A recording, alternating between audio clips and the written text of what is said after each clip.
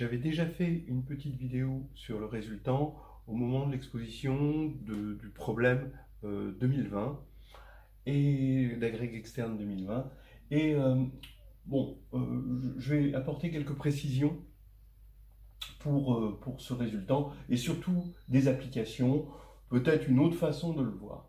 Alors, si je fais ça, c'est aussi parce que j'ai eu pas mal d'étudiants qui m'ont exprimé leurs craintes sur le résultat. C'est vrai que il n'est pas au programme de la Greg et à des moments, on est en train d'ouvrir une épreuve de maths gêné et là, il y a un espèce de déterminant qui prend la moitié de la feuille et il va falloir gérer ce déterminant. Ça fait peur à pas mal de gens et je vais essayer de le montrer d'une autre manière sans vraiment utiliser ce déterminant parce que ce déterminant est souvent assez inutile. Pas toujours, hein, mais souvent. Il faut bien voir quand même le contexte du résultant. C'est quelque chose, c'est un outil qui a débarqué au 19e siècle, à un moment où on avait l'impression que les déterminants étaient très très puissants, et bon, ce qui est vrai, hein, euh, et qu'on avait envie de tout faire, tout tester avec les déterminants dans toutes les différentes, dans tous les différents domaines des mathématiques. Et bon, après, on s'est rendu compte que oui, ils pouvaient tout faire, mais que les tailles des matrices pouvaient devenir énormes. Et en fait, on l'a un petit peu abandonné. Il a eu un comeback quand la machine est arrivée et qu'on a commencé à voir la puissance du résultant dans la théorie de l'élimination. Voilà. Maintenant, le déterminant, maintenant il a retrouvé sa place. Il y a eu ensuite la cohomologie qui est arrivée, qui a quand même un petit peu remplacé le déterminant dans son ubiquité. Mais regardons un petit peu la question qu'on pouvait se poser à l'époque où le déterminant est arrivé. Puisque tu peux tout faire, est-ce que tu peux voir la condition P et Q premiers entre eux quand P et Q sont deux polynômes? Alors, oui, le déterminant va pouvoir voir ça, et il suffit d'une petite application linéaire. Regardez, je prends P et Q de degré M et N, je prends phi PQ, l'application qui va de K de X, donc c'est les polynômes de degré inférieur à n-1, et là, les polynômes de degré inférieur ou égal, donc c'est ou égal, à n-1, et là, c'est les polynômes de degré inférieur ou égal à n plus m-1. Donc, je regarde l'application qui a UV donne PU plus QV. Finalement, c'est les combinaisons linéaires de P et Q que l'on peut faire avec des polynômes pas trop gros, en quelque sorte. Et ça fait penser à l'identité de Bezout, évidemment. Donc, eh bien, qu'est-ce qui se passe? Le théorème va dire que phi PQ est linéaire et que P et Q sont premiers entre eux si et seulement si c'est un isomorphisme. Donc, ce qui va vouloir dire qu'effectivement, un déterminant va pouvoir déterminer si P et Q sont premiers entre eux. La preuve. Alors, la preuve, elle est vraiment très simple. C'est pour ça d'ailleurs qu'on peut introduire facilement le déterminant dans une épreuve, même s'il n'est pas au programme. Parce qu'en deux coups de cuillère à peau, qu'il faut bien photographier d'ailleurs, on a les résultats, le résultat principal qui nous intéresse.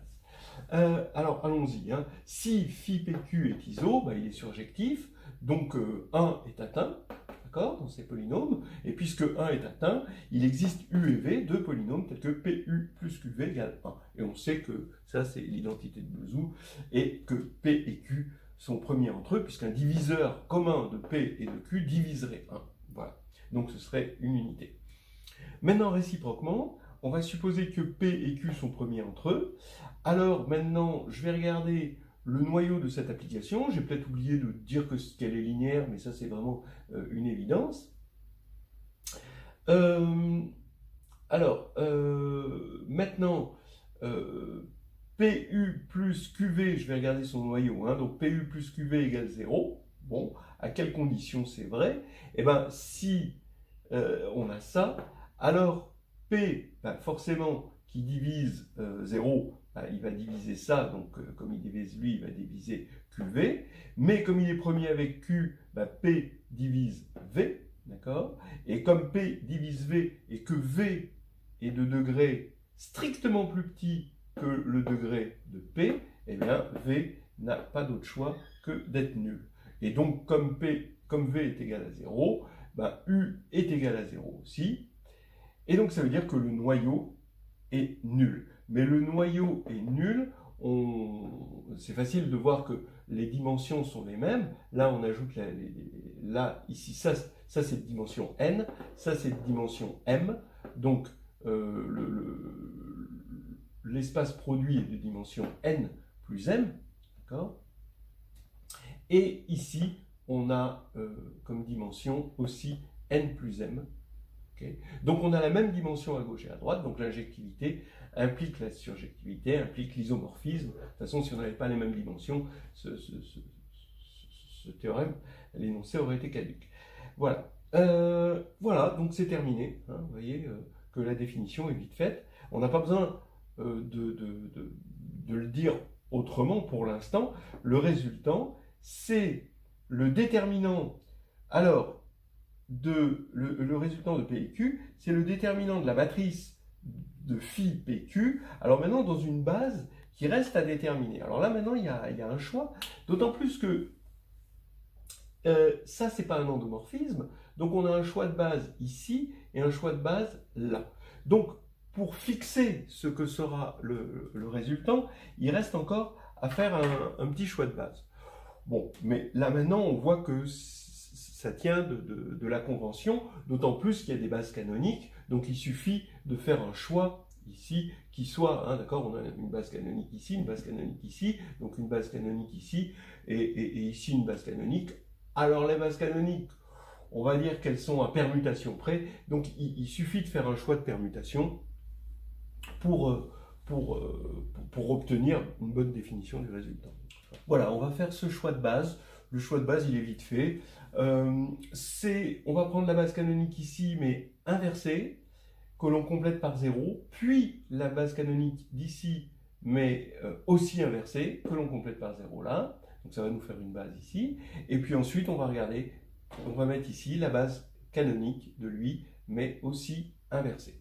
Donc là, ce que j'appelle inversé, donc c'est qu'on commence par x puissance n-1 et 0, puisque ce sont des couples ici, d'accord. Et maintenant, on va continuer, x puissance n-2, 0, jusqu'à 1, 0. Et ensuite, on va prendre 0, xm-1 jusqu'à 0, 1. Et on va l'écrire dans la base, ici, où on part de x puissance n plus m-1, et on va jusqu'à 1. Donc maintenant, quand on va prendre l'image de lui, ben c'est simplement p fois x puissance n-1, et quand on va l'écrire dans cette base, eh ben, si je prends pour p ici ce polynôme, amxm jusqu'à a0, attention, am est différent de 0, ça c'est fondamental, hein, parce que c'est ça qui nous a permis de montrer l'injectivité, hein, dans le théorème, et Bn évidemment aussi est différent de 0. Donc, quand on va prendre l'image de xn-1, on multiplie p par xn-1, d'accord? Parce que là il y a 0, c'est p fois u, donc p fois xn-1, et là donc on voit bien apparaître ces éléments-là. Mais quand on multiplie par xn-2, bah, c'est la même chose, mais décalé, d'accord, etc., etc. Et on arrive jusque-là, d'accord? Là, c'est vraiment juste 1, 0, donc c'est le polynôme p, d'accord, qu'on écrit là, ici, si vous voulez. Ici, c'est x puissance m, d'accord, et ici. Voilà. Maintenant, on repart de lui, et là, c'est exactement pareil. On va avoir xm-1, donc il faut faire q fois xm-1, et q étant défini comme ceci, bah, ça va s'écrire comme ça, et puis ensuite, on descend exactement pareil, d'accord? Et ça nous fait une matrice de taille carrée, hein, de taille n plus m là, n plus m là, et voilà, c'est la convention du déterminant. À la limite, on aurait pu tomber sur, on aurait pu permuter les bases canoniques ici et permuter les bases canoniques ici, mais comme des matrices de permutation sont de déterminant plus ou moins 1, hein, c'est la signature, eh bien, on aurait eu un résultant au signe près. Donc, au signe près, il n'y a pas tellement d'ambiguïté, mais le résultant en lui-même, ça va être le déterminant de cette matrice, et c'est une convention, hein, on peut le voir comme une convention de signe. Voilà. Bon, ben, comme exemple hein, d'utilisation, pour vous montrer quand même que c'est assez pratique, prenons un polynôme et on veut regarder si P et P' sont premiers entre eux. Donc ça veut dire, en gros, que P, est-ce qu'il a des racines multiples? Quitte à regarder ça dans une clôture algébrique, hein, évidemment. Alors, en fait, on va regarder le résultant de P et de P'. C'est lui qui va nous dire, donc finalement, s'il y a des racines multiples. Le résultant a des conventions, le discriminant aussi a ses conventions, et des fois il y a des petits conflits de conventions, ce qui fait que cette égalité, que le discriminant c'est le résultant de P et P', doit être pris au signe près, hein, d'accord, voilà, parce que bon, les conventions ne vont créer que des changements de signe, en fait, d'après ce qu'on a vu. Alors, ici, on prend pour P le fameux polynôme x3 plus px plus q. Je vous laisse faire ax2 plus bx plus c. Hein, et on a delta de P. C'est très agréable à écrire. Hein, ça va être une matrice. Donc ici, c'est degré 3. Ça, c'est degré 2. Donc ça fait une matrice de degré 5. Et on écrit, ben voilà, 1, 0, pq. On descend jusqu'à ce qu'on soit arrivé en bas. Et après, on prend la dérivée. 3x2 plus P. Donc on l'écrit et on descend jusqu'à ce qu'on soit arrivé tout en bas. Donc c'est très agréable à écrire. Et maintenant, ben, voilà, je vais faire, pour le calculer, ce déterminant, je vais faire cette colonne moins 3 fois cette colonne. Donc ce qui va faire qu'on aura un 0 ici et je peux me ramener à un déterminant 4, 4. Et donc je tombe là-dessus, d'accord? Ici j'ai moins 2P, moins 3Q, voilà. Bon, maintenant je fais C3 moins, encore, je fais cette colonne moins 3 fois cette colonne, ce qui va faire que je vais pouvoir me ramener, comme je vais avoir juste un 1 et que des 0 ici, je vais me ramener à un déterminant comme ceci. Donc ça va faire ici ben, toujours mon moins 2P, moins 3Q, 0, et là quand je fais ça moins 3 fois ça, je vais avoir 0, moins 2P, moins 3Q, et là je recopie. Voilà. Et là, bon, c'est le moment de faire un déterminant de Sarus, parce que là, on va avoir 4p cubes, d'accord? Là, 0. Là, 27q2. Et puis, là, ici, on tombe toujours sur un 0, hein, d'accord? Donc, c'est 0, l'autre partie du déterminant de Sarus. Et on tombe sur un discriminant qui est égal à 4p cubes plus 27q2, au signe près, attention. Et il faut bien voir que c'est en calculant ça qu'on va savoir si P a ou non des racines multiples. Alors là, on va aller un petit peu plus loin parce que pour l'instant, on n'a pas encore vu l'immense étendue du résultant. Et en fait, l'immense étendue du résultant, ce qu'il va faire, qu'il va pouvoir s'ingérer dans des problèmes de type arithmétique, des problèmes de type géométrie algébrique, etc., comme on va le voir, la raison de cette ubiquité, c'est cette propriété fonctorielle du résultant. Et c'est ça qu'on va voir là maintenant. Alors, propriété fonctorielle. On va prendre maintenant P et Q dans A de X. Maintenant, on a pris un anneau. On a envie qu'il soit factoriel. Pour l'instant, c'est juste un anneau. Hein, on n'a rien besoin d'autre. On a envie qu'il soit factoriel pour que les problèmes de Bezout, de PGCD, etc. aient un sens. Mais pour l'instant, on peut prendre juste un anneau. Et on remarque que puisque P et Q sont un coefficient dans un anneau, et que le résultant de P et Q, c'est tout simplement le déterminant d'une matrice construite à partir des coefficients de P et de Q, et ben, un déterminant, c'est juste des sommes et des produits, donc on reste dans l'anneau. Donc le résultant, remarquez qu'il est dans l'anneau. il n'est pas dans A de x, on a fait disparaître x, ça va être important, on a fait disparaître x, mais on est dans A. Voilà. Soit B maintenant, un autre anneau, d'accord? Et on va prendre pi, un morphisme d'anneau entre A et B. Alors, alors comme d'habitude, je prolonge pi en un pi tilde, que j'aurais pu appeler pi aussi, qui va des polynômes sur A vers les polynômes sur B, qui a la somme de AI xi associe somme de pi de AI xi. Bon, c'est-à-dire que voilà, je prolonge sans peine, et d'après la définition de l'addition et de la multiplication sur les anneaux de polynômes, c'est bien encore un morphisme d'anneaux, ça on a l'habitude de ça. Eh bien, la propriété fonctorielle, hein, on va dire, du résultant, c'est que ce R de PQ, ben, il appartient à A, donc je peux lui appliquer pi pour me retrouver dans B, mais je peux aussi le comparer à R de pi tilde de P, pi tilde de Q, puisque ça c'est dans B de X, donc ça c'est dans B, et effectivement, étant donné que ça c'est un déterminant, que c'est le déterminant d'une matrice, que pi du déterminant, c'est le déterminant de pi de AIJ, d'accord? Pourquoi? Parce que le déterminant, c'est juste des sommes et des produits, donc ça commute avec pi, donc ça, vous allez vous en convaincre très facilement. Eh bien, on a cette formule, d'accord? Voilà, qui est une propriété fonctorielle, et c'est ça qui va en fait faire bouger le résultant dans divers domaines. Et je vais tout de suite commencer par un exemple en arithmétique. Hein. Donc vous allez prendre P et Q dans Z de X. On suppose que P et Q sont premiers entre eux. D'accord?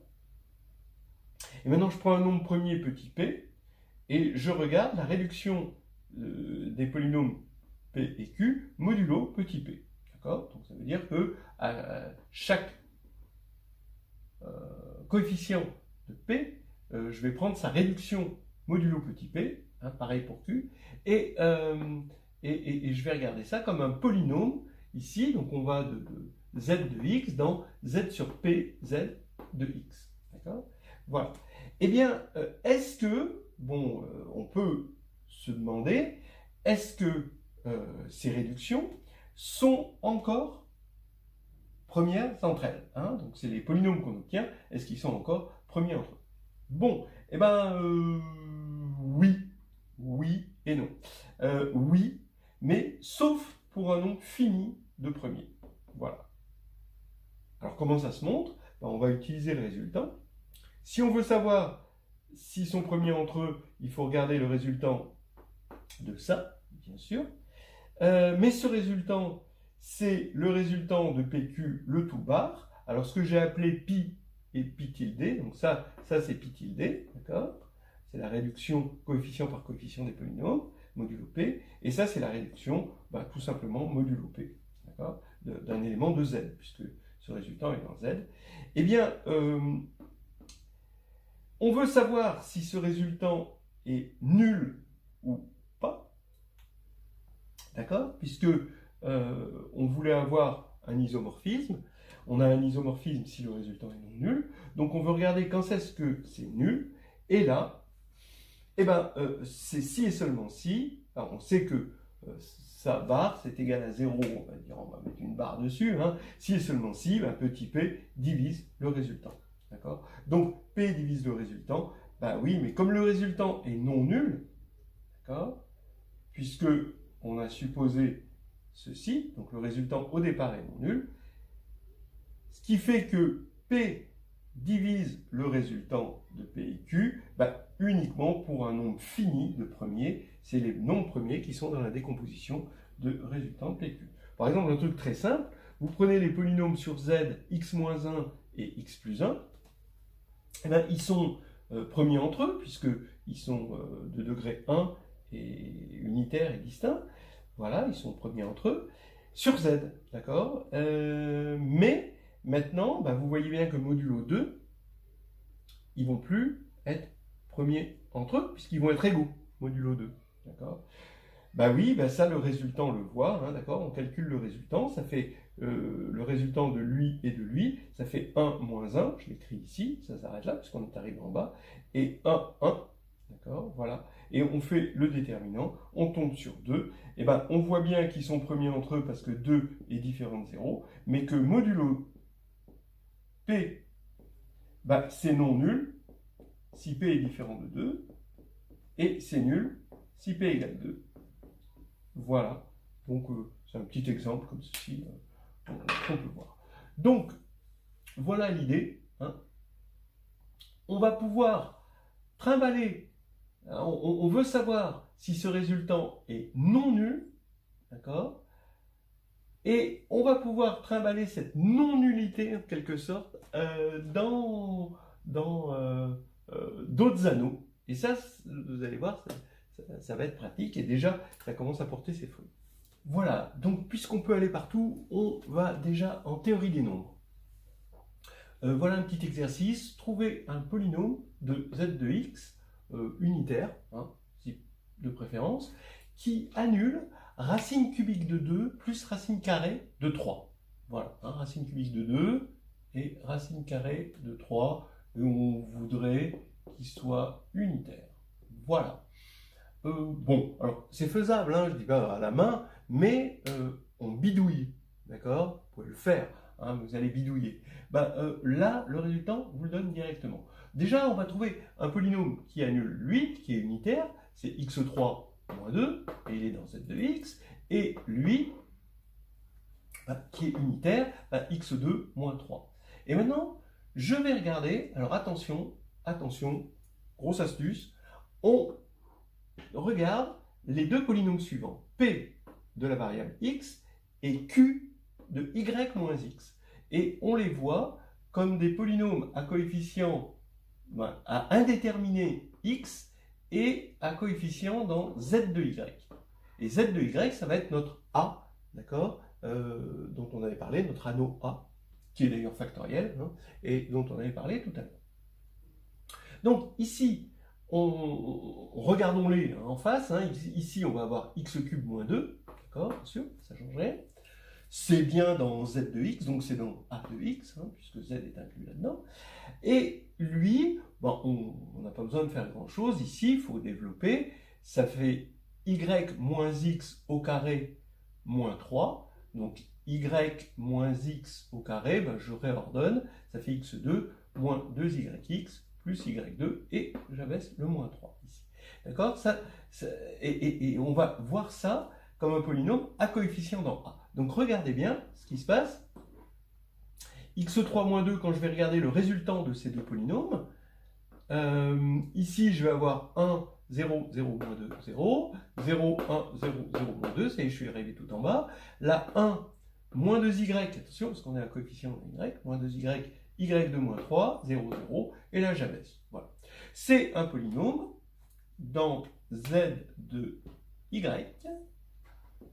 pardon, et on n'a pas de mal à se convaincre qui va être de degré 6, d'accord, oui, 3 fois 2, hein, 6, et qui va être unitaire, d'accord, donc vous en convainquez rapidement. Maintenant, j'affirme qu'il annule, hein, bon, il est bien dans z de, bon, alors là c'était z de y, et oui, unitaire, et maintenant il faut montrer qu'il annule cet objet-là, hein, d'accord?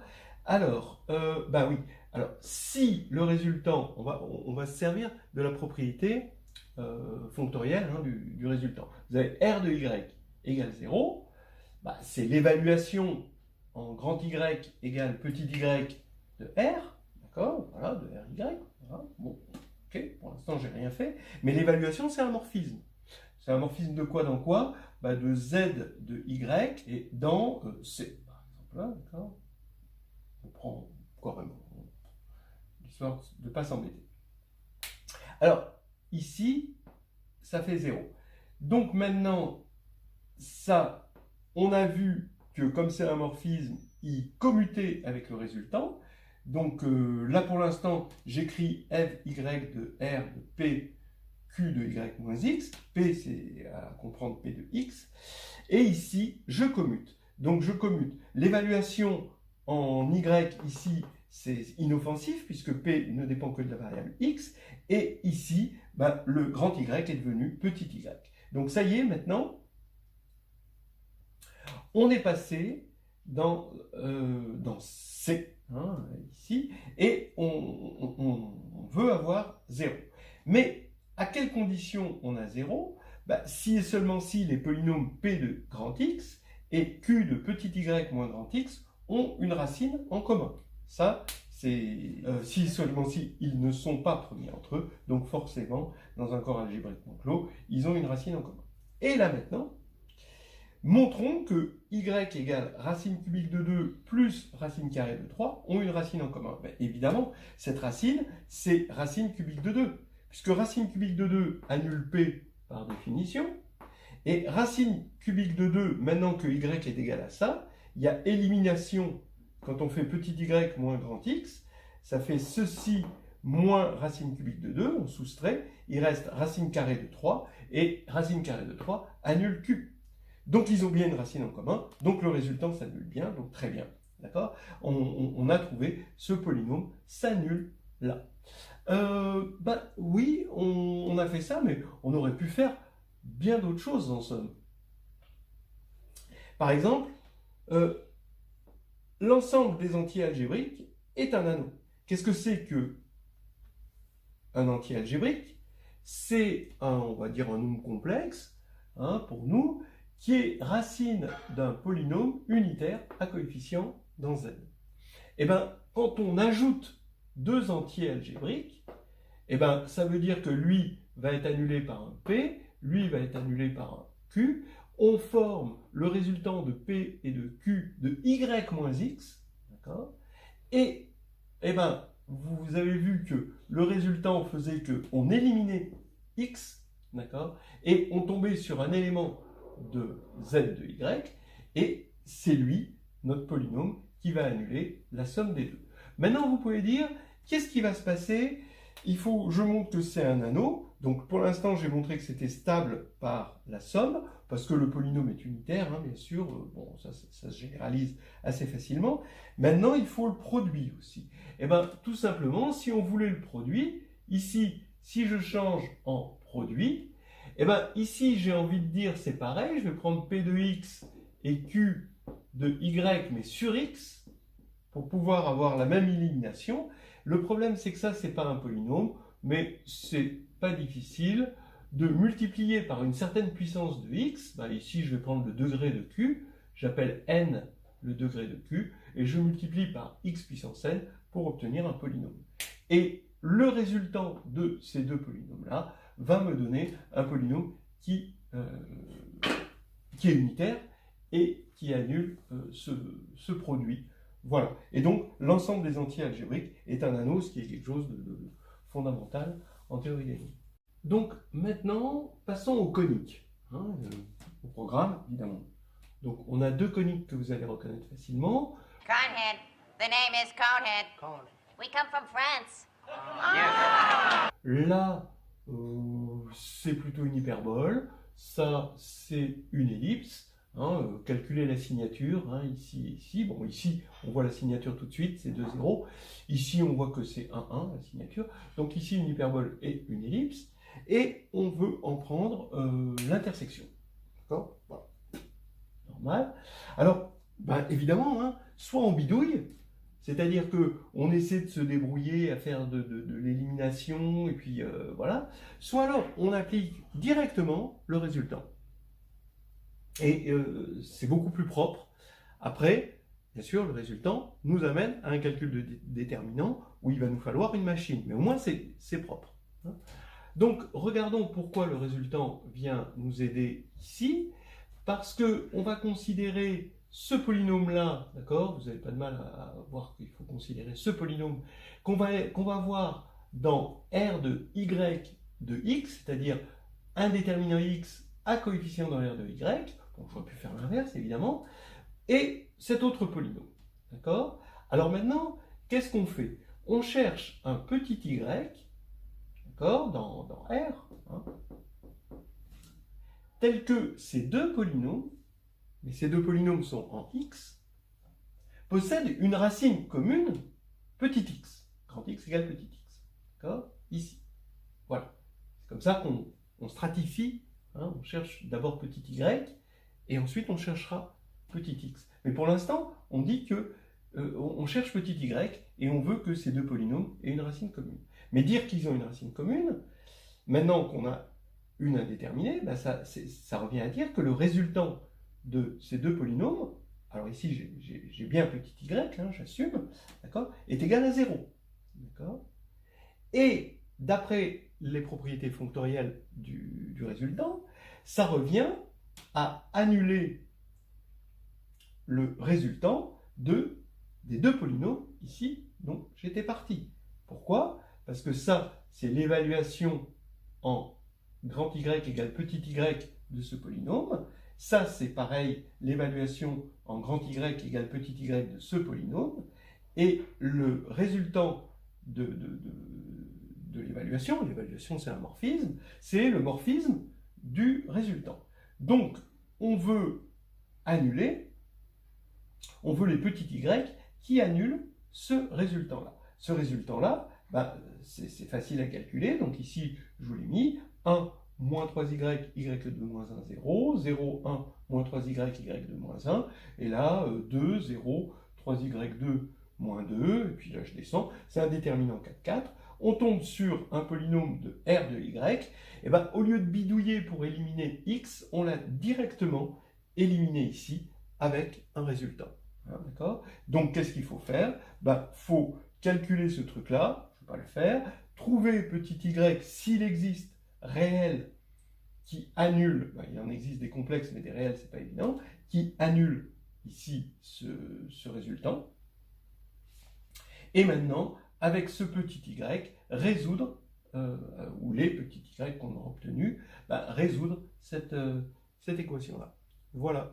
Ce qu'on a fait sur les coniques, on va le faire plus généralement. On veut résoudre par exemple le système P de xy égale 0, Q de xy égale 0 sur un corps K, où P et Q sont des polynômes à deux indéterminés sur K. D'accord? Donc, on veut éliminer x par exemple et n'obtenir à partir de combinaisons de ces deux équations ben, une seule équation mais en juste y. Donc on commence à voir que c'est le résultant qui nous le donne. Effectivement, d'après ce qu'on a vu, ce qu'on a fait sur les coniques marche complètement sur des systèmes algébriques comme ça, et on va avoir que le résultant de y, donc vu, ça veut dire que le fait de mettre y ici, ça veut dire que je regarde P et Q comme des polynômes en x, mais à coefficient dans K de y. Et ce qui fait que ici, j'ai un résultant qui appartient à K de y. Alors là maintenant, il suffit d'annuler ce résultant pour obtenir les y possibles, et ensuite, une fois qu'on a les y possibles, on calcule les x possibles. D'accord? Voilà. Donc, maintenant, quel est ce qu'il y a derrière cette histoire-là? Et j'aimerais bien le connecter aux travaux d'un grand géomètre algébrique qui s'appelle Bezout. Regardez, vous avez le résultant, en fait, de PQ, il appartient à... Alors, on va supposer que P et Q sont dans A de X. A, c'est un anneau. D'accord? Voilà. Hein, donc, ici, par exemple, A, ça va être K de Y. D'accord? Et bien, qu'est-ce qui se passe? Le résultant de PQ, il appartient à l'idéal engendré par P et Q dans A de X. Qu'est-ce que c'est cet idéal, hein? Je vous rappelle, c'est le plus petit idéal de A de X qui contient P et Q, c'est-à-dire, comme on est en commutatif, c'est PU plus QV avec UV parcourant A de X. D'accord? Voilà. D'accord? Donc c'est les PU plus QV. Donc on commence à voir arriver Bezout. D'accord? Vous voyez? Et là, le résultant de PQ appartient à ça, on va le démontrer, et on sait qu'il appartient à A. Voilà, vous avez compris? C'est là où je vais un petit peu insister. Vulgairement, on bidouille. Hein. Ici, qu'est-ce qu'on faisait avant le résultat? Avant le résultat, eh ben, on va dire, on a un polynôme P, un polynôme Q, eh ben, on essaye d'éliminer en faisant des combinaisons linéaires, d'accord? On multiplie par tout ce qu'on peut, là ici et là ici, on simplifie, on a des combinaisons linéaires, et on essaye d'éliminer X. Vous avez déjà fait ça, tout le monde a fait ça dans une équation, s'il a fait un petit peu des mathématiques. Donc finalement, qu'est-ce qu'on fait? Eh bien, on cherche des éléments dans l'idéal, donc j'essaye de définir le mot bidouiller. Ben, on cherche un élément dans l'idéal engendré par P et Q. Donc là, c'est nous en train de bidouiller, hein. Ça c'est nous en train de faire des petites combinaisons linéaires de P et Q pour obtenir un élément de A, c'est-à-dire pour éliminer X. En fait, le mot-clé de cette histoire de résolution à plusieurs indéterminés, c'est l'élimination. Qu'est-ce qu'on fait? On le tue tout de suite ou on boit café d'abord? Et c'est le résultant qui nous donne cette élimination. Le résultant nous donne un élément bidouillé, c'est-à-dire un élément qui est dans l'idéal engendré par P et Q, mais où on a éliminé la variable X. Alors, il est clair qu'on a éliminé la variable X, ça appartient à A, on l'a vu plusieurs fois, mais le fait que ce soit dans P et Q, eh bien là, j'avais envie de dire, on ne se sert pas de ça, mais là on va s'en servir, c'est quand même assez pratique de s'en servir. Je vais vous montrer que le résultant, il appartient bien à ça. Donc je fais le calcul, ici, tac, tac, tac, d'accord? Donc ça c'est ma matrice, donc je cherche le déterminant pour obtenir le résultant. Et là je vais faire une combinaison des lignes. Alors je vais remplacer la dernière ligne par la dernière ligne plus x fois l'avant-dernière ligne, plus x deux fois l'avant-avant-dernière ligne, etc., jusqu'à x puissance n plus m moins 1 fois la première ligne. Et là, qu'est-ce qu'on va obtenir? On va obtenir ici, toujours des éléments. Bon, on a toujours les mêmes éléments, en fait, on est dans A. Hein. Ok? Et ici, donc ça c'est ma matrice, ça c'est ma matrice carrée, on ne dirait pas, mais c'est ma matrice carrée. Et ici, qu'est-ce qu'on va obtenir sur la dernière ligne, qui est la seule qui a changé? On va obtenir x puissance m-1 p, on va retrouver p, mais à un facteur près. Hein. Ici, vous voyez bien que c'est au facteur xm-1. xm-2p, oui, parce qu'on a baissé, jusqu'à p. Et ensuite, ici, xn-1q jusqu'à q. Maintenant, prenons ce déterminant, puisque c'est le résultant de P et Q. Et il n'a pas changé. Le déterminant, lui, n'a pas changé. La matrice a changé, mais le déterminant, non. Et on développe le déterminant par rapport à la dernière ligne. Vous allez voir qu'on est bien, on a bien un déterminant qui est sous la forme PU plus VQV. D'accord ? Puisque la dernière ligne est bien sous cette forme et que le reste, c'est des éléments de A. Donc, on est bien dans ce cas de figure. Donc, on a montré que le résultant, c'était en fait la base de ce qu'on appelait avant bidouiller et que maintenant, ça devient le maître de la théorie de l'élimination. Donc, par récurrence, quand on a plusieurs variables, le résultant va nous permettre d'éliminer variable par variable. Et voilà comment on élimine une variable, la variable x. Voilà. Allez, on fait les soldes, là, on finit avec le résultant. Vous allez voir, il y a encore des pépitos. Regardez, ici, j'ai pris une courbe rationnelle, c'est-à-dire que ici, je prends une fraction rationnelle en t, une autre fraction rationnelle en t, et je regarde la courbe d'équation f de t, g de t, où f et g sont deux fractions rationnelles. On peut imaginer qu'on est sur R. Vous la reconnaissez, celle-ci, c'est la paramétrisation rationnelle du cercle, d'accord, qu'on obtient géométriquement à partir de la tangente de l'arc moitié. Bon, Eh bien, on veut, et c'est très général, on veut, à partir d'une courbe comme ceci, qui est paramétrée, obtenir son équation cartésienne. Équation cartésienne, ça veut dire éliminer t, d'accord? Et regarder quelles sont les relations entre x et y pour que t existe. Bon, alors encore une fois, je ne vais pas répéter tout le raisonnement, mais on fait un résultat, sauf que on va regarder ça comme polynôme en t à coefficient dans l'anneau des polynômes en xy. D'accord? Alors on est sur R, mais on peut être aussi sur K, hein, quelconque. Voilà. Alors bien sûr, vous allez me dire, oui, mais on a ici, on a divisé par 1 plus T2, effectivement, il y a un petit problème. Bien. Eh bien, donc, vous avez l'habitude, il faut regarder le résultant de ce polynôme et de ce polynôme-là. C'est-à-dire ce résultant-là, d'accord?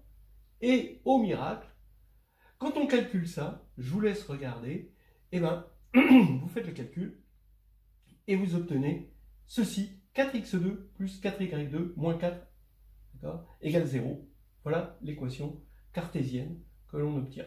Alors, ça veut dire que c'est x2 plus y2 égale 1, donc notre bon vieux cercle trigonométrique, mais il y a ce 4.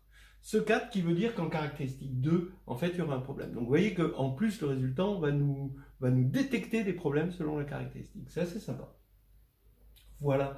Et donc, vous pouvez faire ça c'est toujours la théorie de l'élimination. Vous partez d'une courbe ou même d'une variété paramétrée et vous obtenez à la fin une équation cartésienne grâce au résultant, même si le résultant est quelque chose d'énorme, d'encombrant. Je m'appelle Quentin, je suis de Montargis. Mais il est efficace. Il permet, en tout cas en théorie, de faire des choses et avec de l'informatique, avec des logiciels, faire aussi obtenir des résultats très concrets. Je termine en beauté avec ceci. Là maintenant, donc là on était encore en géométrie algébrique, là on va être en géométrie différentielle. Et regardez cette application qui a AB de polynômes associe le produit AB. Regardez, ici je regarde des polynômes unitaires c'est important, de degré n. Et là, unitaire, de degré m. Donc, c'est des espaces affines de dimension n et m respectivement. Et quand on le multiplie, ça fait un polynôme unitaire de degré n plus m. Et maintenant, je me pose la question, c'est facile de multiplier, mais c'est difficile de factoriser. Est-ce qu'on peut trouver un chemin inverse? Est-ce qu'on peut factoriser? Bon. La factorisation, c'est quand même quelque chose d'important, surtout quand on sait que dans ce sens-là, c'est extrêmement facile, et dans ce sens-là, c'est très difficile. Mais là, pour ce problème-là, eh ben, on est sur R, on a le théorème d'inversion locale, qui nous dit que, étant donné qu'on a les mêmes dimensions, ici, on va pouvoir calculer un jacobien. Et si on calcule le jacobien, il va nous dire quand est-ce qu'on a une possibilité d'inverser localement, donc de factoriser localement. D'accord? Alors, qu'est-ce que c'est que la différentielle de ça? J'affirme que c'est AV plus BU. Donc la différentielle de phi au point AB, en UV, U est là, V est là, c'est AV plus BU. Pourquoi? Parce que quand on voit ça comme des accroissements, hein, A plus U, on accroît de U, et ici on accroît de V, et on développe, ça fait AB, bon, normal, le terme en degré 0, AV plus BU, bon, normal, terme en degré 1, UV, terme en degré 2. D'accord? Dans notre décomposition de Taylor, par unicité, c'est lui qui va être la différentielle. Donc on a bien ça.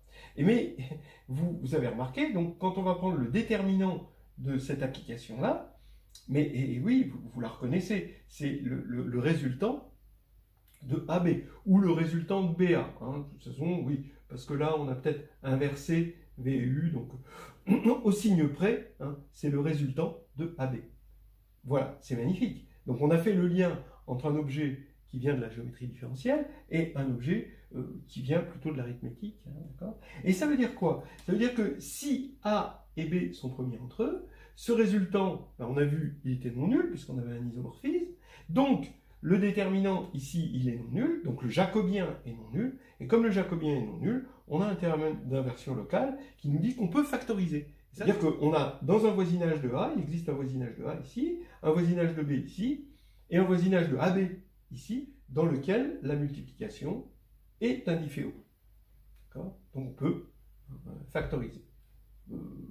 Essayez de vérifier, hein, autour de x2, donc on va prendre x fois x, d'accord, on ne peut pas forcément factoriser sur R, hein, d'accord, vous allez prendre plus epsilon, localement, vous ne pouvez pas factoriser. D'accord. Et par contre, si vous êtes moins epsilon, alors vous factorisez, mais de deux manières. Soit x moins racine de epsilon, x plus racine de epsilon, soit l'inverse. Donc vous voyez qu'il y a des difficultés dès que on a deux polynômes qui ne sont pas premiers entre eux. Voilà.